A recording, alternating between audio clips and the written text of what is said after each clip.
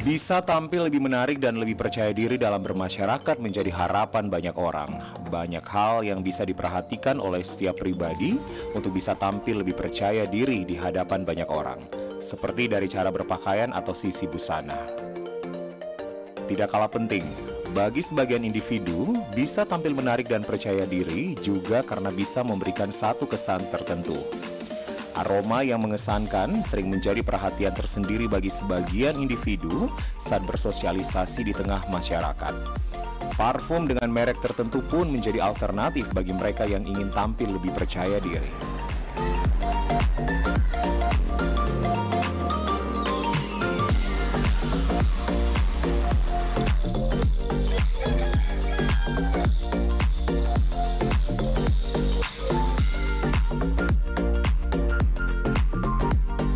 Di balik aroma yang mengesankan dari sebuah merek parfum, ternyata tidak bisa dilepaskan dari mereka, para petani yang memproduksi bahan baku parfum. Nilam, yang banyak digunakan untuk bahan baku berbagai jenis produk seperti parfum maupun kosmetik, kini banyak dikembangkan di berbagai wilayah di tanah air, termasuk di Sulawesi Tengah.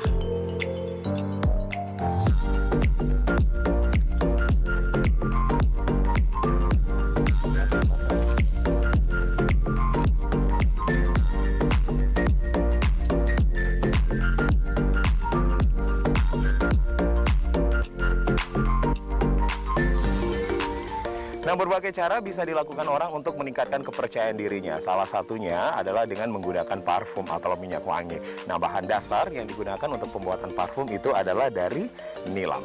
Nah, kali ini pemirsa, saya berada di budidaya nilam yang berada di Desa Torodo, Kecamatan Sausu, Kabupaten Parigi Motong. Seperti apa kemudian produksinya, distribusinya, dan bagaimanakah budidaya nilam ini dapat meningkatkan kesejahteraan petani ataupun juga masyarakat setempat langsung dari Kabupaten Parigi Motong, Provinsi Sulawesi Tengah. Inilah Ayo Bertani.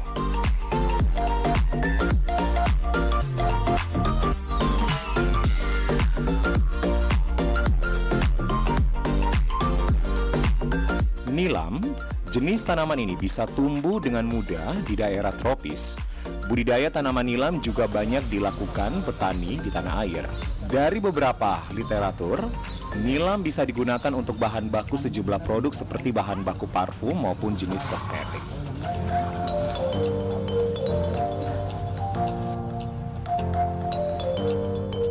Pengembangan dan budidaya tanaman nilam di Sulawesi Tengah, khususnya di Desa Torono, Kecamatan Sausu, Kabupaten Parigi Motong, telah dilakukan sejak tahun 2000-an silam. Karena pemasaran ataupun distribusi hasil olahan nilam yang saat itu belum pasti, para petani akhirnya memilih untuk mengembangkan komoditas pertanian yang lain.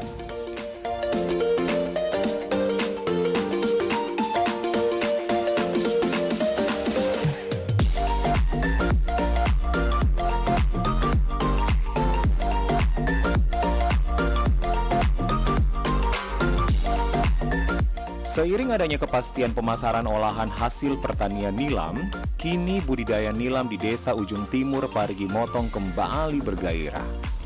Meski sebagian besar pertanian dan budidaya nilam dilakukan secara tumpang sari di antara sela-sela tanaman lain seperti coklat ataupun kebun kelapa, tidak sedikit masyarakat petani di desa ini yang menyediakan lahan khusus untuk bercocok tanam nilam.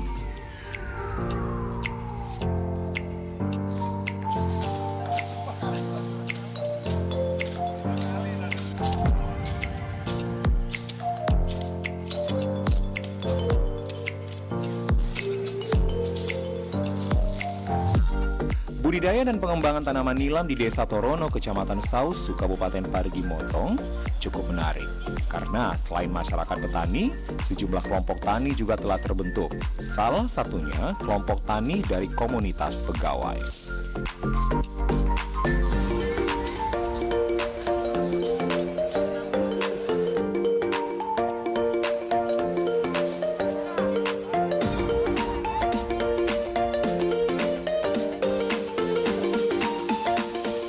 Widi, salah seorang tenaga pendidik, juga selalu memanfaatkan waktu luangnya untuk ikut mengembangkan budidaya nilam. Bersama suami dan kerabatnya, Widi ikut mengembangkan budidaya nilam sejak beberapa waktu lalu dengan memanfaatkan lahan yang tidak jauh dari rumahnya.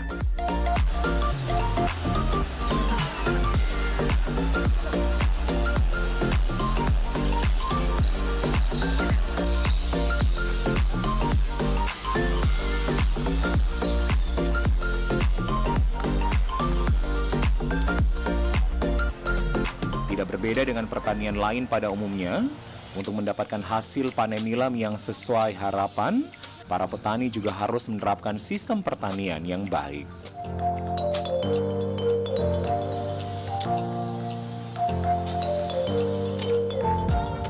Meski sebagian besar masih bersifat otodidak ataupun berdasarkan pengalaman para petani sendiri, petani nilam di Desa Torono, Kecamatan Sausu, Kabupaten Parigi Motong terbilang berhasil cukup baik.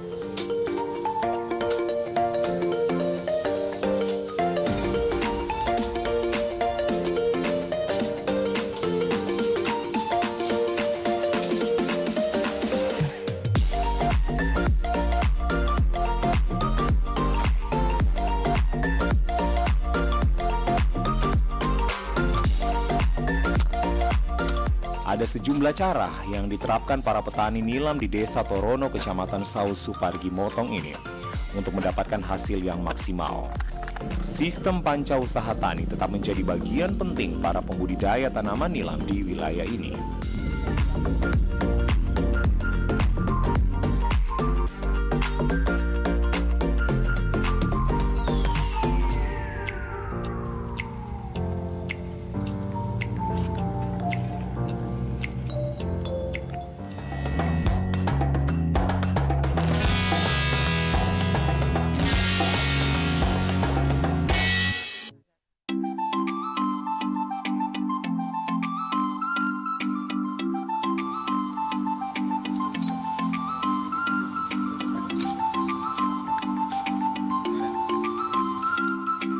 Tanaman nilam bisa dipanen 3 kali untuk 1 kali musim tanam.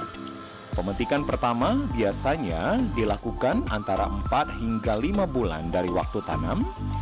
Panen kedua biasanya dilakukan 3 bulan atau 4 bulan kemudian. Untuk masa panen terakhir biasanya memasuki 12 bulan atau 1 tahun dari waktu tanam. Masa panen ketiga inilah biasanya petani sudah menghabiskan dengan akar-akarnya untuk kemudian diganti dengan tanaman nilam baru.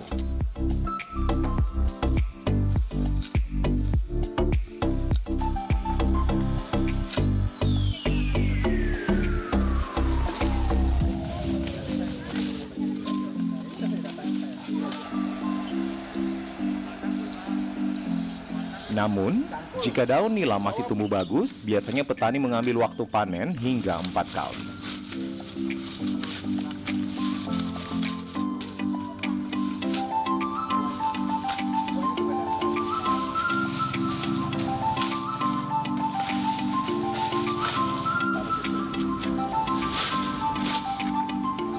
Apa yang kemudian menjadi kesenangan Ibu dengan bertani nilam seperti apa, Bu? Karena bertani nilam itu sepertinya dari kita lihat juga dari hasilnya, Pak. Kalau sekarang ini kayaknya harga minyak itu sudah mulai naik dari ya lumayan meningkat ya. Jadi saya terinspirasi lah untuk nanam nilam seperti petani-petani lainnya begitu. Berapa harganya Pak Wayan sekarang? Harga minyaknya sekarang berkisaran antara 550. Kalau lalu pertama nanam kan 620. Okay. Itulah yang membuat kayaknya aduh. Jadi memang naik turun begitu ya, Bu, ya. Kalau sekarang ada di 550 begitu. Baik, Bu, proses penanaman sampai ke panen begitu dari budidaya nilam ini seperti apa, Bu? Dari awal. Dari awal ya pertama kalau kita mau menanam itu tentang menyediakan lahan toh. Setelah lahan bagus mungkin proses penanaman sampai panen itu kita membutuhkan waktu sekitar 5 sampai 6 bulan. Itu tergantung jenis nilam yang kita tanam. Ya, karena nilam itu kan berbeda-beda jenisnya. Kalau nilam lokal mungkin 4 sampai 5 bulan, kalau hibrida bisa 6 bulan. Nah, kalau di depan kita ini? Kalau yang ini tergolong lokal. Lokal, jadi bisa 4 sampai 5 bulan. Iya. Itu udah 1 kali panen begitu, Bu? Kalau pertama tanam mungkin 5 bulan kita panen, tapi itu dengan cara digunting. Nah, untuk panen berikutnya bisa 3 bulan itu sudah boleh dipanen lagi. Nah, melihat kenormalan budidaya nilam itu dilihat dari apanya, Bapak Ibu? Dari pertumbuhannya dari biasanya. Pertumbuhan. Iya, dari daunnya kita bisa melihat maksimal atau tidak pertumbuhannya kan dari daun. Kadang biasanya kan ada penyakit Pak seperti ini, di bawahnya biasanya ada buduk. Nah ini lumayan tidak ada. Nah, kalau ini memang lagi normal begitu ya? Oke, Kalau artinya itu ini baru dalam kita kondisi beda. yang baik. Nah, tadi Pak Wayan mengatakan bahwa kesuburan tanah juga menjadi faktor penting, Pak. Apa yang harus diperhatikan Bapak Ibu sebagai petani nilam begitu? Kalau dari kesuburan tanah, kalau menurut saya sih harus diisi dengan pupuk kandang dia. Pupuk kandang ya? Iya. Kalau tidak diisi begitu, mungkin kita tanam hanya 1 tahun saja sudah nggak produktif lagi tanah. Jadi pupuk itu didapatkan dari mana, Bapak? Ada yang punya stok di sini kan biasanya kita beli Pak. Apalagi Bu yang harus dilihat sampai kemudian kita mengatakan bahwa nilam ini dalam keadaan yang sehat begitu, atau dalam keadaan yang baik? Ya biasanya Pak kan cuaca juga mempengaruhi Pak. Baik tidaknya tanaman kita atau kalau musim kemarau juga pas kita nanam biasanya kan banyak yang mati. Kita membutuhkan musim penghujan juga pada saat awal kita mulai menanam. Nah kalau sudah di pertengahan usia 2-3 bulan itu ya walaupun hujan itu curah hujannya tidak terlalu sering lah, walaupun jarang-jarang itu masih bisa pertumbuhannya normal. Dan juga biasanya pemupukan, selain pemupukan apa?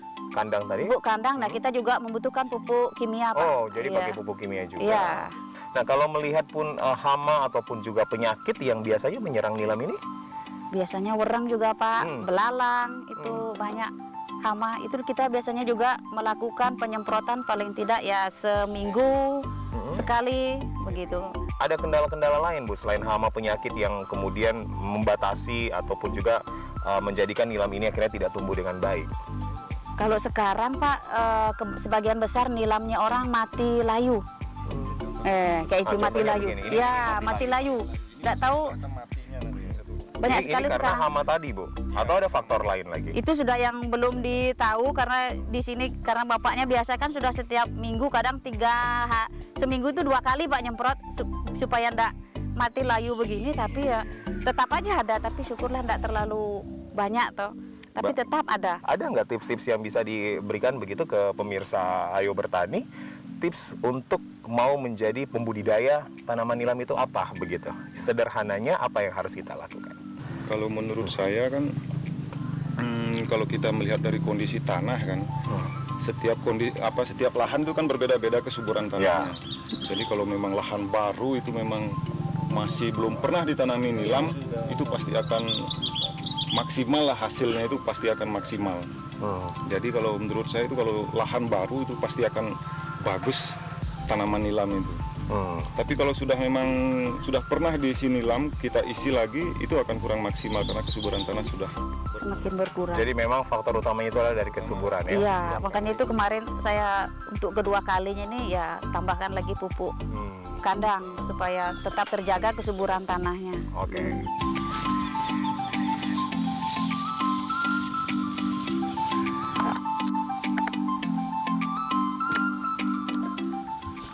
Widi hanyalah satu dari sekian pegawai bersama petani lainnya di Desa Torono, Kecamatan Sausu, Kabupaten Parigi Motong yang membudidayakan tanaman nilam.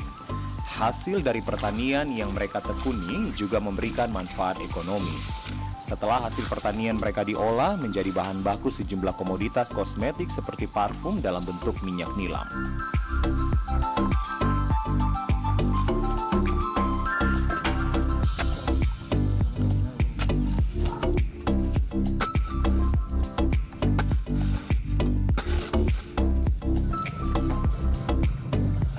Budidaya nilam di desa ini juga diapresiasi oleh pemerintah setempat. Meski belum terdata pasti, pemerintah Desa Torono juga akan memberikan perhatian kepada mereka, petani nilam yang selama ini masih bersifat mandiri.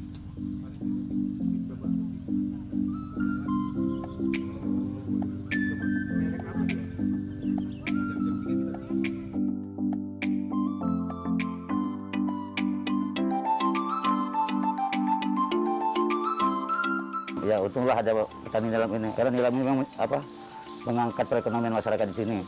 Dulu kan coklat, nah, karena coklat rusak, mereka beralih ke biasa kopi. Karena kopi juga harganya bagaimana kan, gantilah komoditi nilam.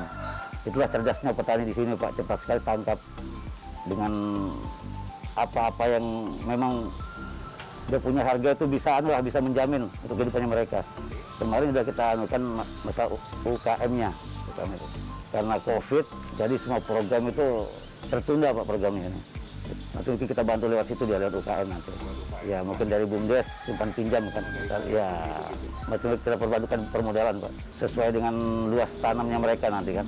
Ya, nanti pengembaliannya bagaimana aturannya nanti kan. Harapan saya mudah-mudahan nilam ini bisa dikembangkan kembali lah, diperluas lagi tanaman nilam ini.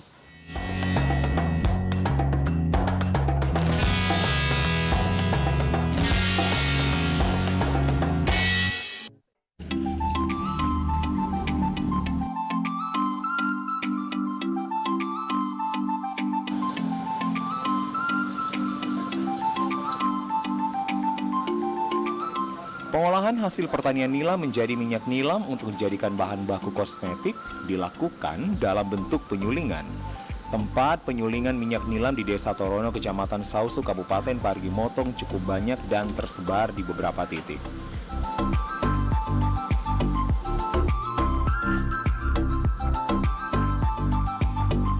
Dengan alat yang telah disiapkan dan dibuat sedemikian rupa, penyulingan tanaman nilam menjadi minyak nilam dilakukan dengan memakan waktu antara 12 hingga 15 jam setelah sebelumnya seluruh tahapan dilakukan, dari menyiapkan daun dan batang ke dalam tong yang dirancang khusus.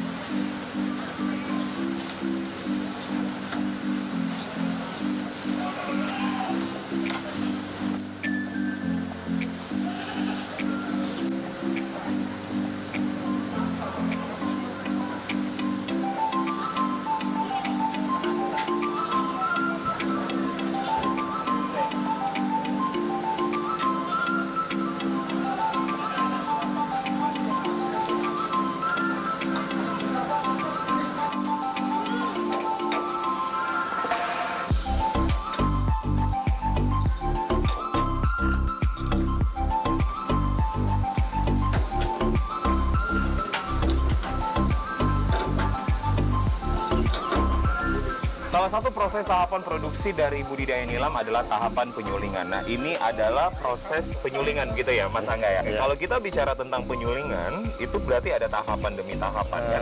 Nah, dari tahapan awal sampai tahapan akhir itu bisa dijelaskan, Mas? Ya, kalau dari tahapan pertama paling enggak waktu sekitaran 5 jam harus apa dibilang ngejes kan, ada tahapannya istilah kita nambah air dalam tubuh kan agak kurang, ditambah airnya. Tahap kedua 5 jam. Yang dari ngejes yang kedua paling 2 jam lagi tambahan waktu. Udah selesai proses Nah, di tempat ini kan saya melihat ada tungku begini ya, Mas Angga ya. Ini ada berapa banyak tungku yang tersedia di sini? 6 tungku. Ada 6 tungku dan ini semuanya berjalan satu kali begitu? Ya, satu kali. Setiap harinya? Tiap harinya. Oke. Ada berapa orang yang kemudian terlibat di tahapan ini, Mas, setiap harinya? Yang tiap harinya yang terlibat kadang-kadang sampai 3 orang, 4 orang. Dan itu memang harus benar-benar dijaga begitu ya, Mas ya? Dijaga selama 12 jam. Selama 12 jam tadi.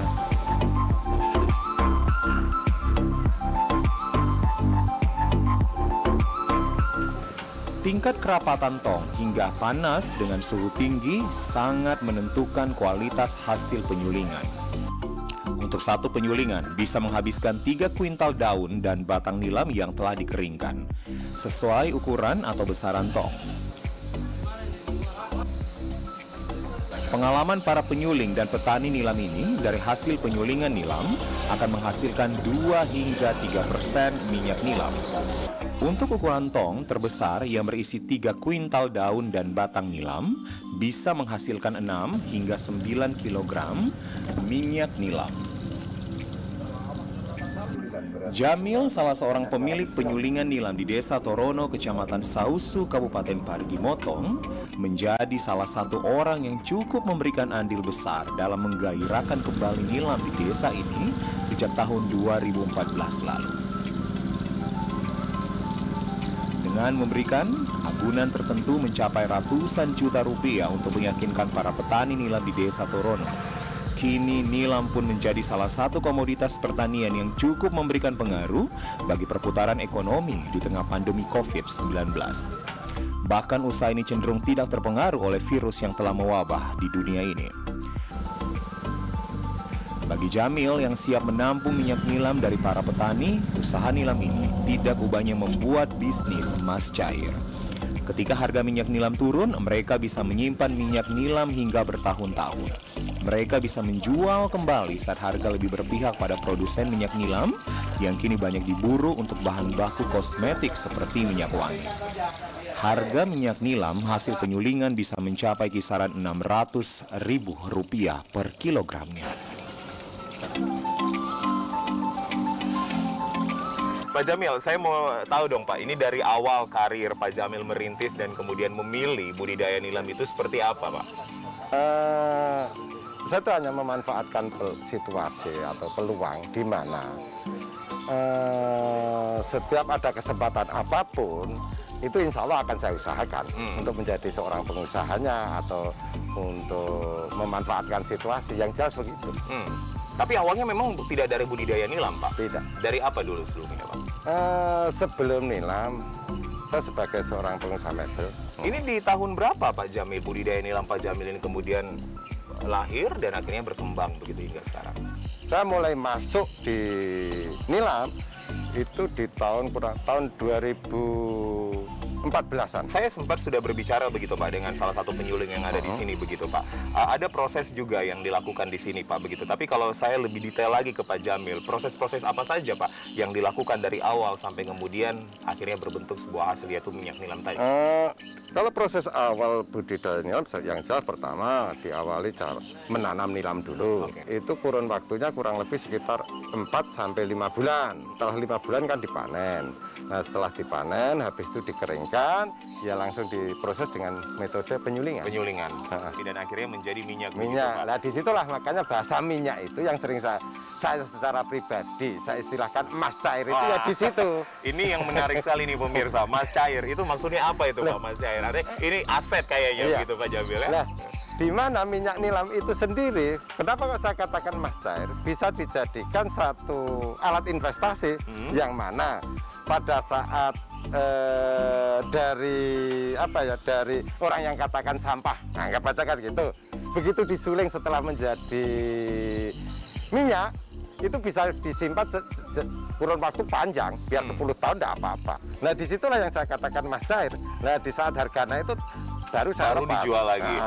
Dengan mengambil kiasan dari kalimat emas cair, tentunya investasi ataupun juga aset yang bisa dihasilkan dari budidaya nilam ini bisa memberikan manfaat bagi kita yang menekuninya. Hanya dibutuhkan satu lagi, yaitu kemitraan kita atau kemitraan Pak Jamil bersama dengan pemerintah setempat. Dalam hal ini mungkin ada Dinas Perdagangan atau lebih luas lagi pemerintah Kabupaten Parigi Motong. Terima kasih Anda telah menyaksikan tayangan Ayo Bertani di kali ini. Saya Julius Efrain pamit dari Sausu Torono, Kecamatan Parigi, Kabupaten Parigi Motong. Saya pamit. Sampai jumpa.